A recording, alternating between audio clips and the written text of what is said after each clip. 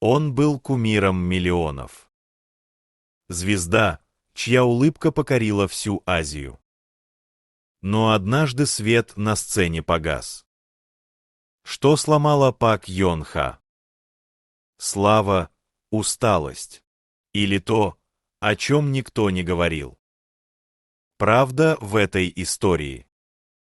Пак Йон Ха родился 11 августа 1978 года в Сеуле. Он был вторым ребенком в семье и с детства проявлял артистичность. Родители мечтали, что он станет юристом или займется семейным бизнесом, но мальчика тянуло на сцену. В школе он участвовал в театральных кружках, пел на школьных концертах, а дома перед зеркалом репетировал сцены из любимых фильмов. Учителя вспоминали, что он был упорным и целеустремленным, а его одноклассники говорили, что он всегда умел поднять настроение. Первые шаги в шоу-бизнесе были скромными. В конце 90-х он начал появляться в небольших телевизионных проектах, но долго оставался незаметным. В индустрии тогда было много молодых талантов, и пробиться наверх было почти невозможно. Йон Ха работал без выходных, соглашался на эпизодические роли, лишь бы его заметили.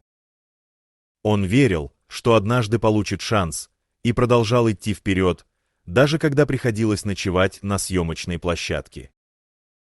И этот шанс пришел. В 2002 году на экраны вышла дорама «Зимняя соната».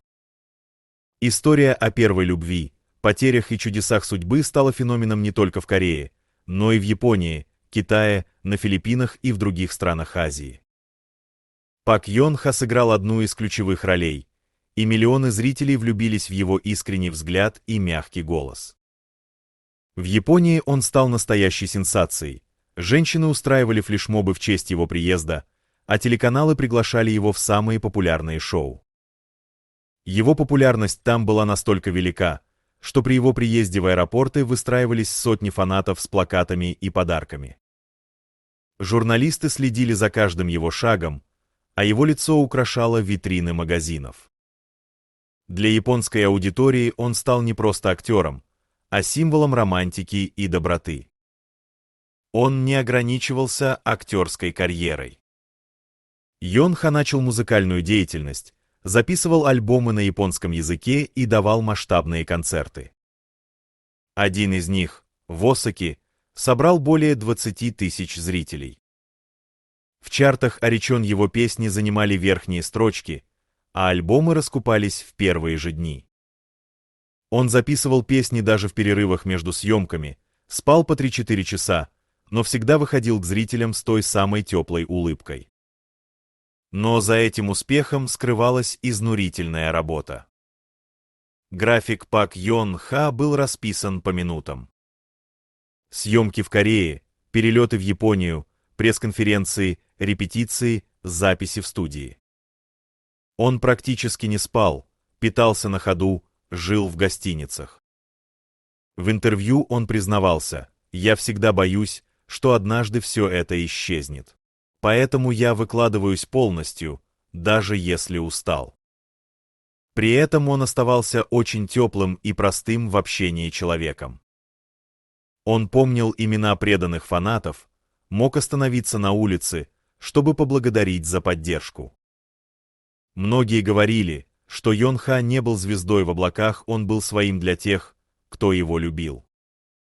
Он умел слушать людей и часто сам звонил знакомым, чтобы узнать, как у них дела. В середине 2000-х его жизнь начала меняться. У его отца диагностировали рак желудка. Болезнь была тяжелой, лечение требовало времени и сил. Пак Йон Ха брал перерывы в работе, чтобы ухаживать за отцом, оплачивал лечение, возил его в лучшие клиники. Он старался держать лицо перед публикой, но друзья говорили, что он часто был подавленным. В разговорах он признавался: «Я боюсь потерять отца. Но я и сам уже не знаю, сколько смогу так жить». В последние месяцы он выглядел истощенным. Коллеги замечали, что он стал молчаливее, иногда пропускал встречи и репетиции. Он готовился к съемкам нового сериала, но неожиданно отказался от участия. Продюсеры пытались уговорить его, но он лишь извинялся и говорил, что не готов. Ночь с 28 на 29 июня 2010 года стала последней. Поздно вечером он вернулся домой, зашел в комнату отца, крепко его обнял и заплакал. Это был редкий момент, когда он позволил себе сломаться. А утром его нашли повешенным в собственной квартире. На столе лежал сценарий, который он так и не начал учить. В телефоне оставались десятки непрочитанных сообщений. Последний звонок он сделал другу, но тот не успел ответить. Официальная версия самоубийства из-за стресса и депрессии. Но для его фанатов и близких это стало ударом, в который они не хотели верить. В Корее и Японии новость о его смерти стала главной темой. Японские телеканалы прервали эфир, чтобы сообщить трагедию. В Сеуле к дому, где он жил, приходили люди с цветами. В Токио у корейского посольства выстроилась очередь, фанаты приносили письма, фотографии, игрушки. На похороны пришли тысячи человек, а венки и цветы присылали даже из США и Австралии. Фанаты вспоминали, что он всегда говорил им: «Не забывайте улыбаться». И в день его похорон тысячи людей в Корее и Японии улыбались сквозь слезы. Коллеги по индустрии говорили, что его смерть — это тревожный сигнал. Корея давно славилась жесткими условиями работы артистов. Многочасовые съемки, почти полное отсутствие выходных, постоянное давление продюсеров и фанатов. Тема психического здоровья оставалась закрытой, и звезды боялись говорить о своих проблемах. После трагедии имя Пак Йон Ха стало символом разговора о депрессии в шоу-бизнесе. Некоторые агентства начали предоставлять артистам доступ к психологам. В Корее появились благотворительные проекты, помогающие артистам в кризисных ситуациях. Но для него эти перемены пришли слишком поздно.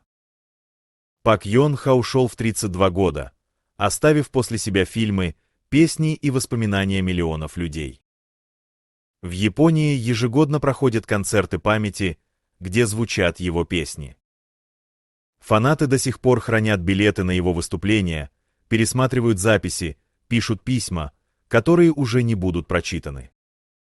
В интернете сохранились тысячи сообщений с признаниями в любви и благодарности за то, что он подарил им.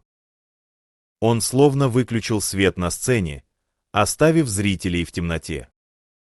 Но для тех, кто любил его, этот свет горит до сих пор.